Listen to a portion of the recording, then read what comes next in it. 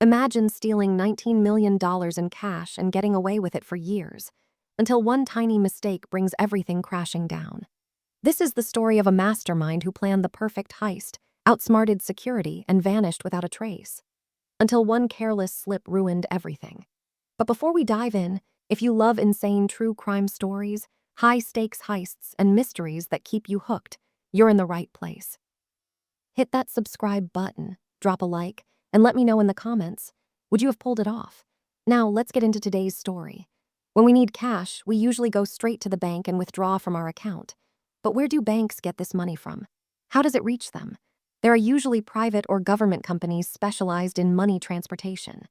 These companies use special armored trucks with guards and armed drivers to transport money to the banks. The story I will tell you today took place in Los Angeles in 1997. One of the companies specialized in money transportation was called Dunbar Armored. This company had cash distribution centers in various cities. The cash came from the central bank or the Federal Reserve, was gathered in these distribution centers, and then was delivered to local banks through money transport trucks. Dunbar was responsible for storing and distributing this cash to banks. The building you see in front of you was one of the largest cash distribution centers owned by Dunbar. This center contained over $100 million on a daily basis. These millions were constantly moving in and out of this distribution center. In fact, the amount of cash in this place was greater than in any local bank. Literally, this was the city's cash hub. So, if you were a thief looking for a place to rob, this center would be the perfect target, especially since its security was lower than that of banks. Why? Because banks are public places where anyone can enter and leave. But this location was private. It did not receive customers or visitors. Of course, security systems and guards were still present, but the point is that the security measures here were not on the same level as those in banks, even though the amount of money inside was significantly larger. Let's take a quick tour of the building. From the outside, it looks like an ordinary one-story warehouse. This is the gate where the money transport trucks loaded with cash enter. These are the doors for loading and unloading money, and this small door is the entrance for employees. In the external area, there is a surveillance camera that can rotate in all directions, but it is the only camera outside. However, once you step inside, you will find that all hallways and rooms are filled with surveillance cameras because the focus is on monitoring the interior. Cash only leaves the building through trucks, and these trucks are already protected by armed guards and drivers.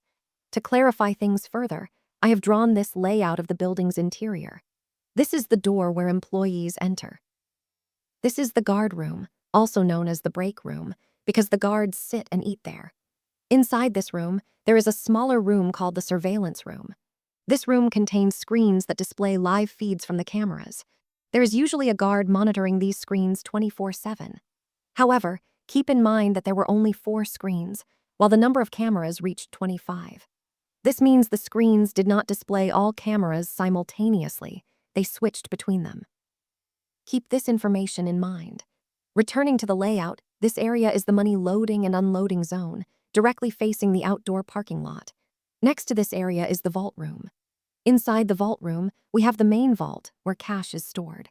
This vault has an extremely thick iron door. The area outside the vault is called the money preparation area, where accountants sit and prepare cash.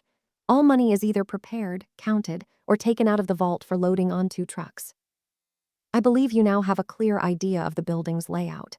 Keep this layout in mind because we will refer back to it later. As we mentioned, the building did not have the highest levels of security and protection. However, the main challenge for any thief planning to rob this place is that they cannot easily scout it or learn its entrances and exits. They would be completely unaware of the security measures in place. They can't just walk in, look around, and head to the vault like in some banks with safety deposit boxes. It's difficult because this is a private facility. Here comes the surprising part. The mastermind behind today's story, the person who planned this entire operation, was someone who had never stolen anything before. This was the first robbery of his entire life. He had never been involved in crime before and had never had trouble with the police. His record was clean. So how did someone like this decide to target such a difficult and unfamiliar place like a cash distribution center? As the saying goes, Once you understand the reason, the surprise disappears. This person was one of the employees at the center. He worked there as a security guard. His name was Alan Pace. He was just an ordinary guy with no criminal record. However, as a security guard, he knew how to use weapons, handguns, radios, and alarms. One of Alan's duties was to inspect and maintain the trucks that entered and exited the center daily. He ensured the locks were secure, the security systems were functional, and everything in the trucks was in perfect condition. Imagine Alan watching millions of dollars moving before his eyes every single day. I think anyone working in a place like this, surrounded by such massive amounts of money, would start thinking, what if I had all this money? If this money were mine, I could do so many things in life. Seeing all this cash, anyone might have such thoughts cross their mind. But Alan took it to the next level. He started thinking, how can I actually make this money mine?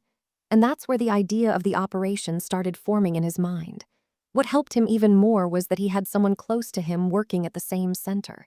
Alan had a girlfriend, and her name was Tamiko Carnes. She worked in the same center, managing the security recording devices.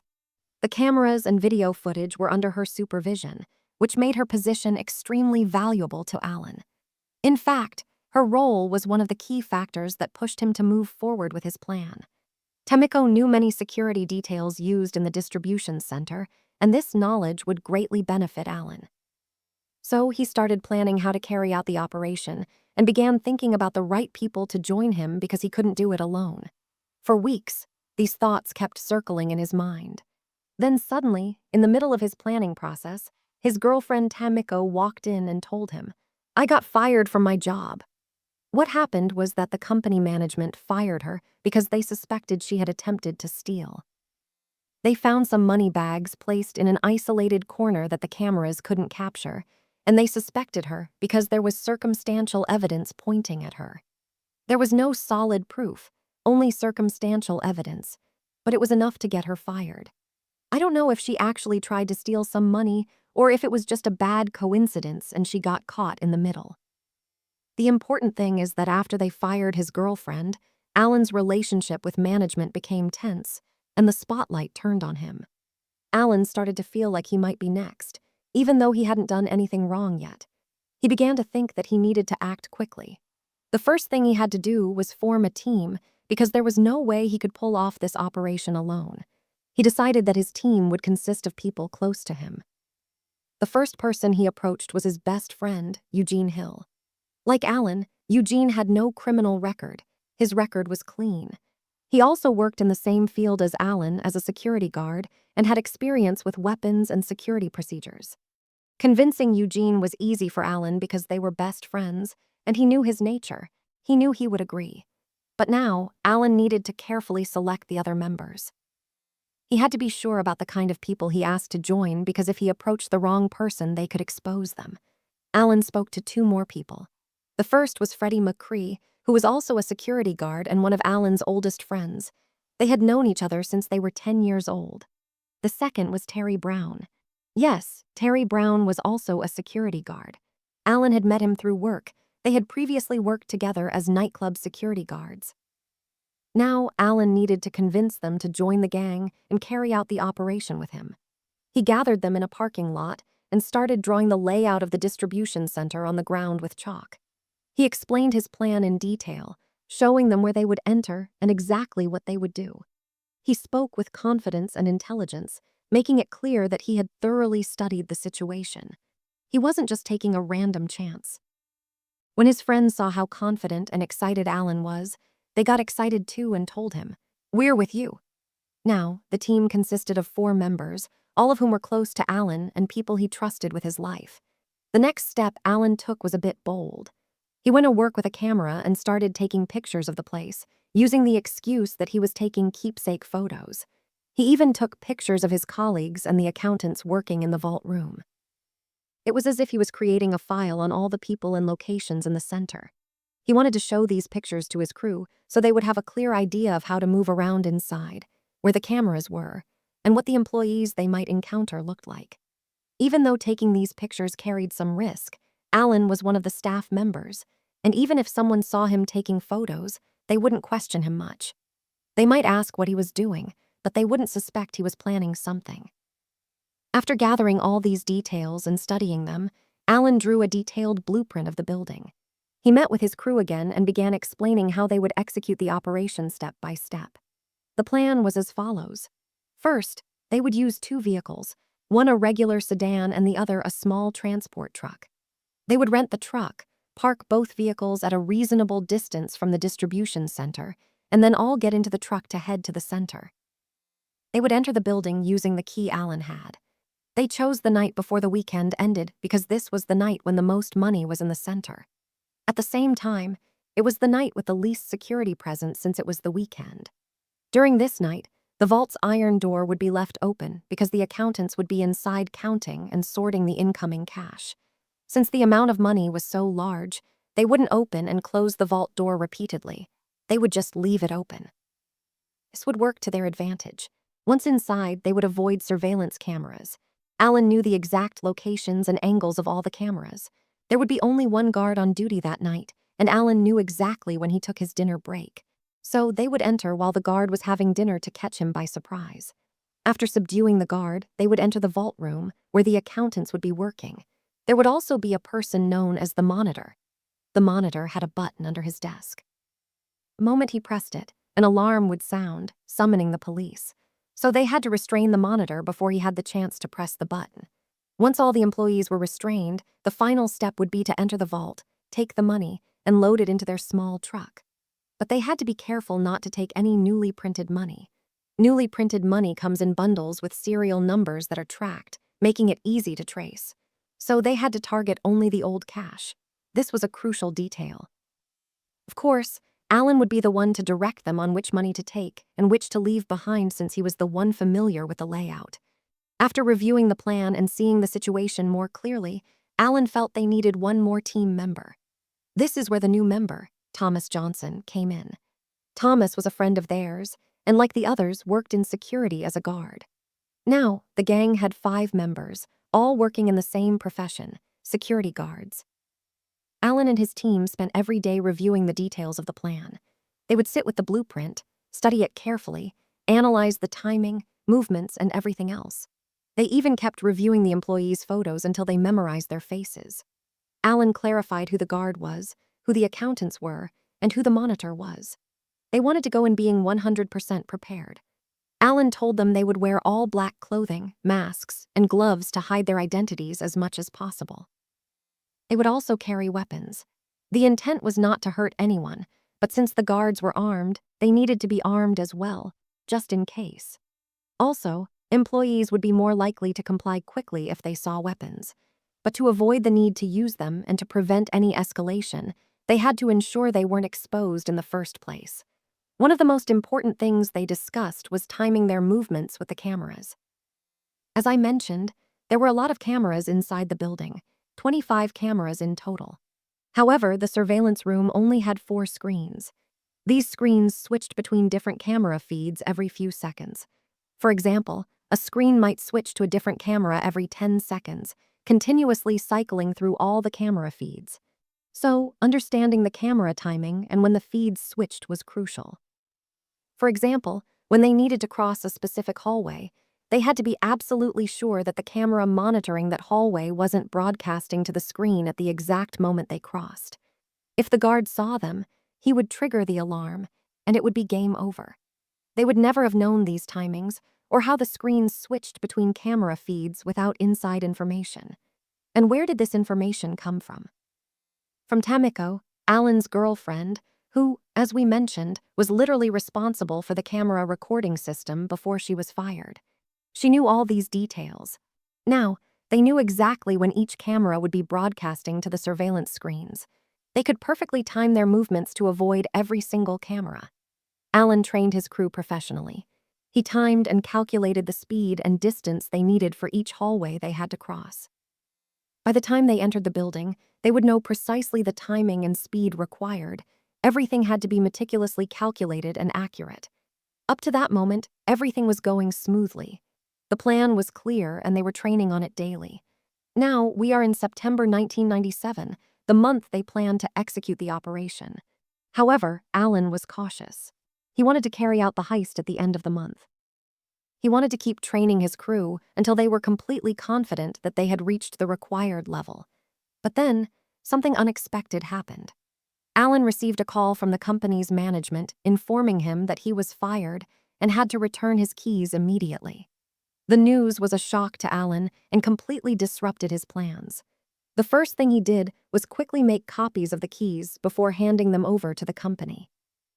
At that moment, Alan realized that the operation had to happen as soon as possible. The waiting time was over. He called his team and told them they would execute the plan on Friday, September 12, 1997. Everyone immediately began their preparations. Alan asked his best friend, Eugene, to rent the truck they would use for the heist. It was a regular truck, small to medium in size. The next step was for Alan to create an alibi for himself. He knew that since he had just been fired, the recently dismissed employees would be the prime suspects, and he was one of them. So he needed to secure an alibi.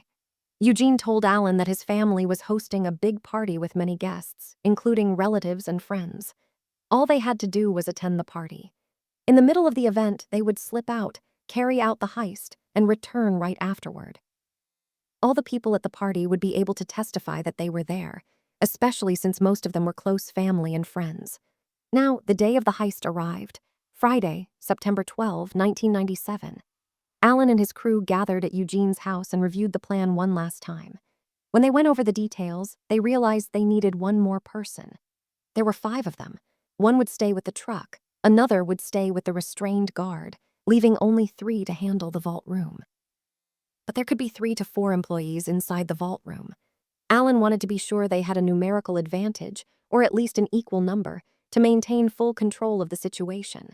This is where the 6th member was added to the team, literally just 8 hours before the heist. His name was Eric Boyd. Eric was actually Alan's brother-in-law. He was married to Alan's sister. So he was a relative and someone Alan trusted. Now the group had 6 members. Since Eric hadn't trained with them and wouldn't be able to learn all the details in such a short time, his role was to stay with the truck. At the end of the meeting, they repeatedly went over the plan to ensure that everyone understood their role and knew exactly what to do. They agreed to call each other by numbers during the operation. They assigned themselves numbers from 1 to 6, and each person would refer to the others by their number to prevent their real identities from being revealed. They also had radios for communication. Finally, they made a pact. If one of them got caught, he wouldn't talk. The rest of the group would take care of his family and ensure they lived comfortably, especially financially, until he got out of prison. Time passed quickly, and at 10 p.m., the 6 of them headed to the party that would serve as their alibi. They entered, mingled with people, and made their presence known so that people would remember seeing them. Then, at around 11 p.m., they began quietly leaving the party, one by one, leaving short gaps between their departures to avoid suspicion. In the end, 2 of them got into a regular sedan, while the remaining 4 boarded the rented truck. They drove together all the way to a location near the distribution center. There, they parked the smaller car. The 2 who had been in that car joined the rest in the truck. The driver, who was the newest member of the team, remained in his regular clothes. The 5 inside the truck's cargo area changed into all black clothing, put on masks and gloves, and prepared their weapons. Then, they headed straight to the distribution center. When they arrived near the center, Alan immediately knew that luck was on their side. The external camera was pointed at a parked pickup truck in the lot.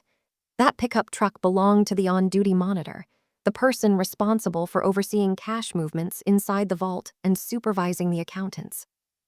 Alan knew this monitor personally. He also knew that the man was obsessed with his truck. He had just bought it and was extremely protective of it. The monitor often asked the guard to point the external camera at his vehicle. Since the external camera could rotate and move, instead of pointing it at the entrance, the guard would direct it at the monitor's truck. And there was only one external camera outside, just one. This was a stroke of luck for them. Even without this, Alan and his team already knew the exact timing of when the cameras appeared on the screens. They could have still avoided detection. But since the camera was already pointed elsewhere, it was an added advantage. So, they simply walked up to the door, used the copied key Alan had made before turning in his originals, and entered. Now, they faced the hardest part, avoiding all the cameras inside, especially in the hallways. This is where their training paid off. They knew every camera location and exactly when they needed to move. When a camera was broadcasting on the screen, they would stop in place. When the feed switched to another camera, they moved immediately.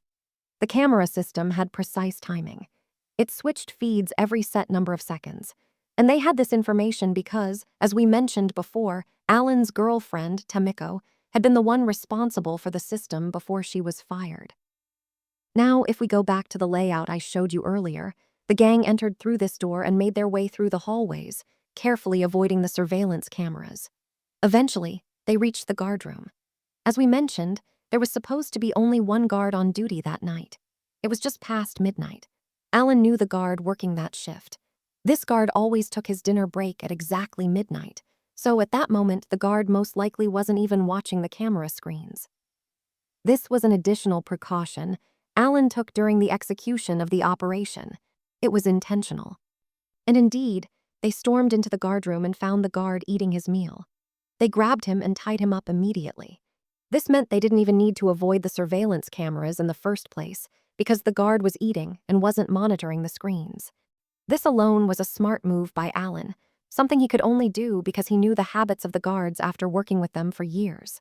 After restraining the guard, they took his gun. Alan also took the keys to the vault room from him. Then, Alan went to the small monitoring room with the 4 screens to confirm how many employees were inside the vault room. There were 2 accountants and the monitor. At that moment, although everything was going according to plan, no matter how much you plan, there will always be unexpected events. Just then, another guard entered the building. This guard was one of the truck drivers. Truck drivers weren't supposed to enter the building at this time. The truck deliveries were already completed, and all the drivers had gone home. And as we mentioned, these truck drivers were also security guards, meaning they were armed. This was an unexpected problem. Alan and one of his crew quickly went out to confront the driver and restrain him. Luckily for them, the driver wasn't carrying his weapon at that moment, so they were able to subdue him easily and tie him up alongside the first guard. One of the 5 remained behind to watch over the tied-up guards, while the other 4 moved directly from the guard room to the vault room. As we mentioned, Alan had taken the vault room keys from the guard. But before entering, he peeked through the glass surrounding the room to make sure there were no surprises or extra people inside. And indeed, there were only 3 people, the monitor and 2 female accountants. Alan knew they had to act fast and swiftly. The first person they needed to neutralize was the monitor because he had an alarm button under his desk. If he managed to press that button before they got to him, the police would arrive instantly. As soon as Alan opened the door, they stormed in and immediately pointed their weapons at the monitor, ordering him to raise his hands and warning him not to even think about pressing the button. The monitor instantly complied. He didn't even try to take any risks. The robbers tied him up along with the accountants. The thieves were a bit rough when handling the employees. One of the accountants, when they grabbed her and forced her to the ground, hit her shoulder and got hurt. She screamed in pain. Alan, trying to comfort her, told her, "Don't worry, my dear, everything will be fine." They then asked the monitor if there were any other employees in the building. The monitor told them, "No, it's just us." The gang thoroughly searched the building to confirm there was no one else inside. Once they had full control of the place, they moved to the most crucial step, stealing the money. First, they used their radio to contact their driver, Eric, and opened the door to let him bring the truck into the cash loading area. But as Eric was reversing the truck, he accidentally hit the side of the wall, slightly breaking the rear light.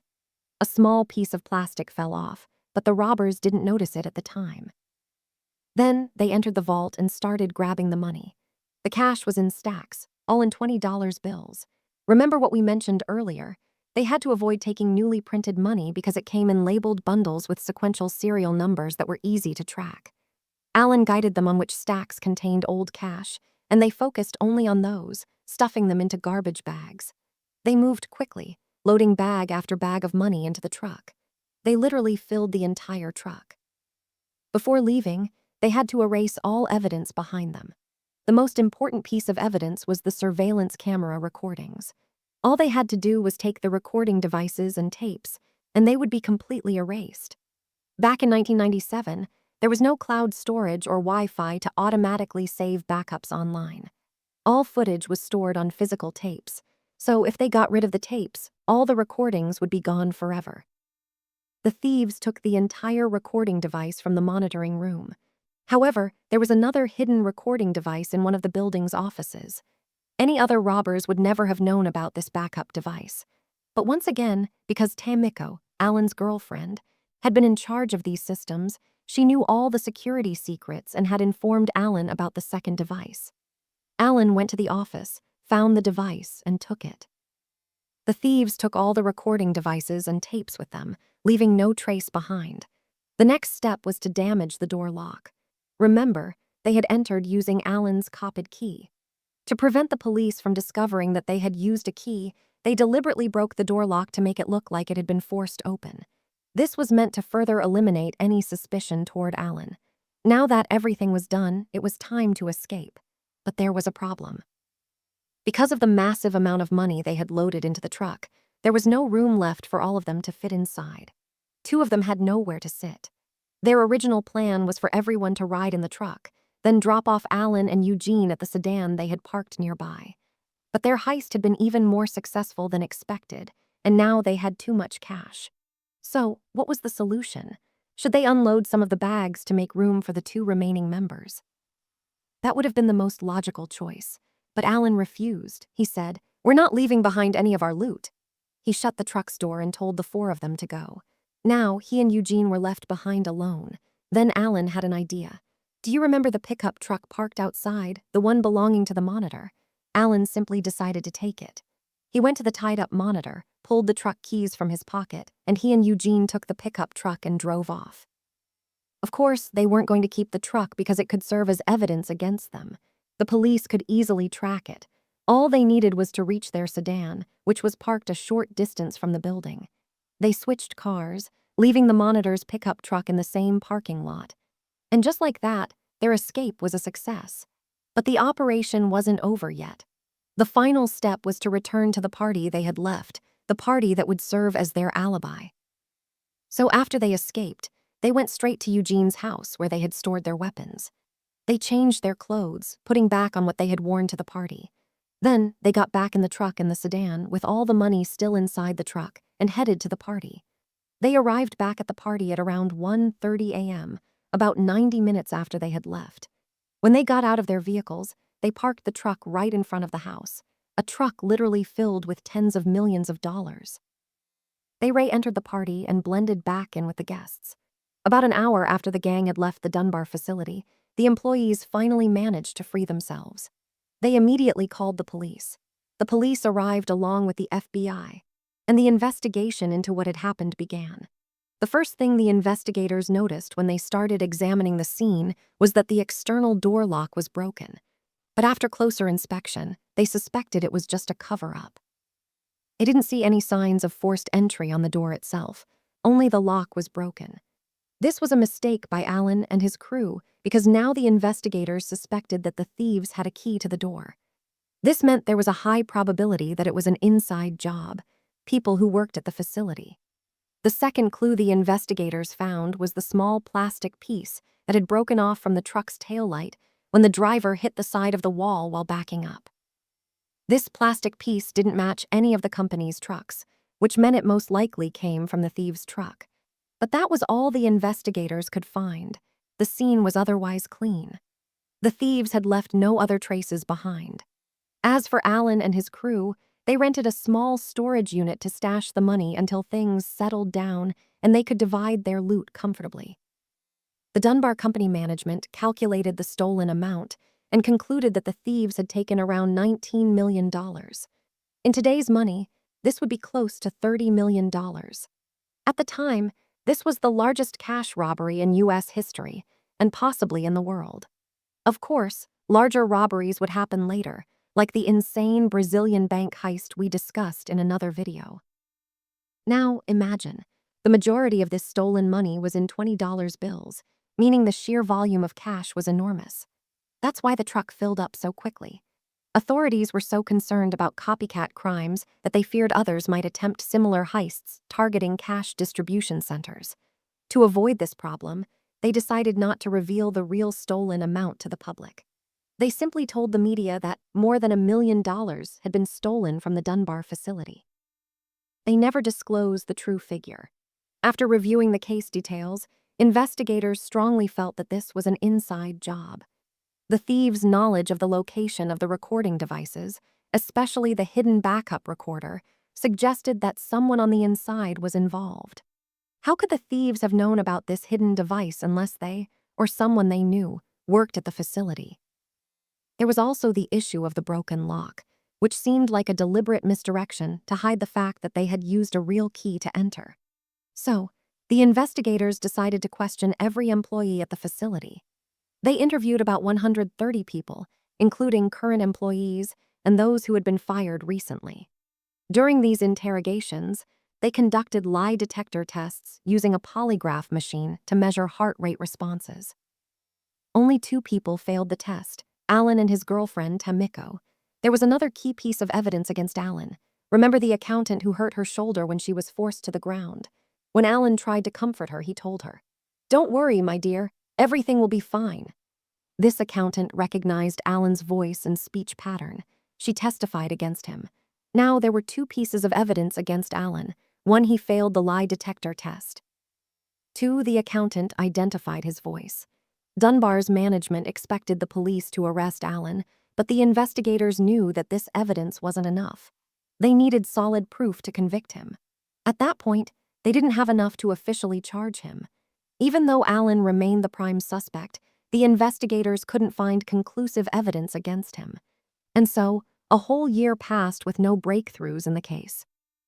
Despite several government agencies being involved, Los Angeles Police, the FBI, and even the IRS, the Federal Tax Authority, one of the most powerful financial investigation agencies in the U.S., they found nothing. After exhausting all their efforts, they offered a $250,000 reward for any information leading to the capture of the thieves. The main reason investigators struggled to track down the stolen money was Alan's intelligence. Even after the heist, Alan warned his crew that this money was dangerous, and they had to be extremely cautious in spending it.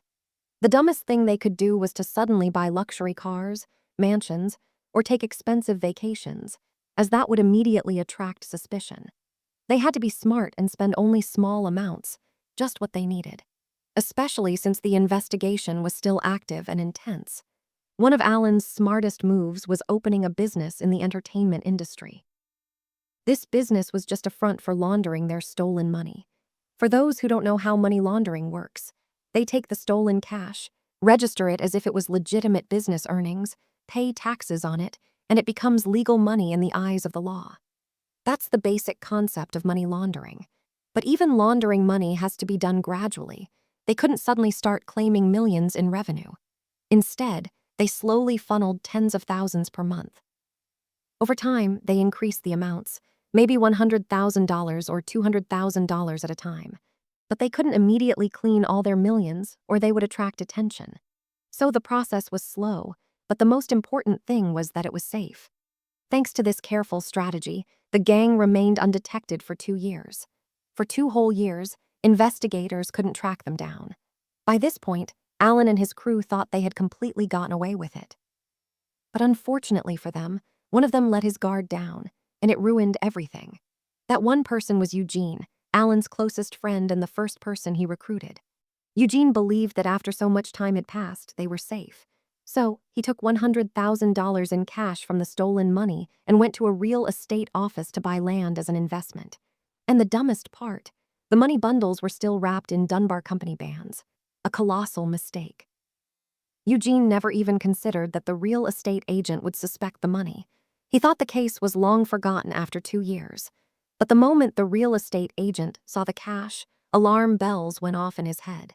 The agent didn't say anything to Eugene. He just let the transaction go through as if nothing was wrong. After Eugene left, the agent immediately called the police. Investigators arrived with Dunbar Company officials to examine the cash. After analyzing the money bands, they confirmed that the dates matched the day of the robbery, September 11 and 12, 1997.